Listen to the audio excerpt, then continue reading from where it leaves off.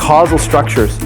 So this one was actually hard for me to figure out because it was like everybody has a certain way they see the world work, but it turns out that anybody who's really good at innovation has at least a mental model of how things work. And that this kind of like highlights the thing, and this is, to be honest, it almost highlights like my career, which is I was so worried about events and patterns that I didn't actually have a way to see underlying structures, but ultimately the 4 mentors taught me all these mental models so I could see how the world worked.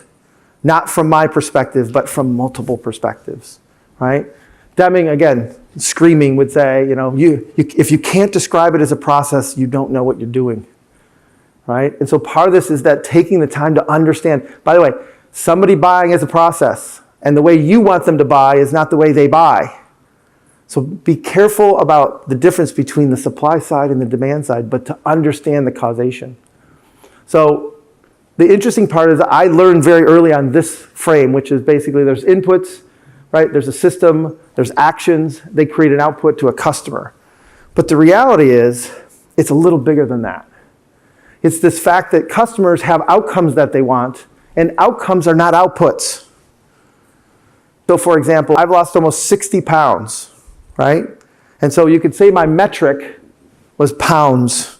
But the real reason why I lost the weight was the outcome is so I could go skiing with my family. Because I was at a weight where I would get hurt. I did get hurt. And I wouldn't go. And so the outcome is very different than what the metric is. And we can't confuse what they say they want or the metric with what the outcome is. The other part is to realize that there are control factors to the system and there are noise factors. This is where when we end up building a system is like, oh, it's their fault.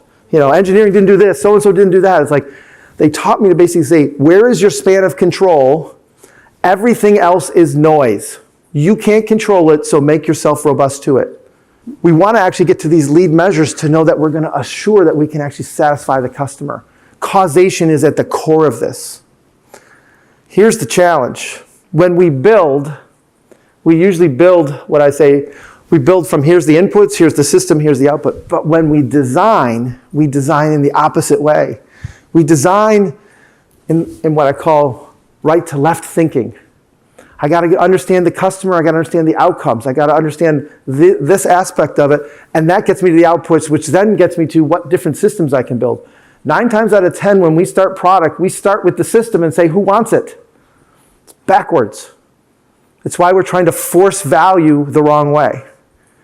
Because a lot of times, to be honest, my specialty is going in and building a product that's half as good as the leader and killing them because they've overbloated the product because it's way too complicated. And so part of this is understanding when is enough and what do you really need.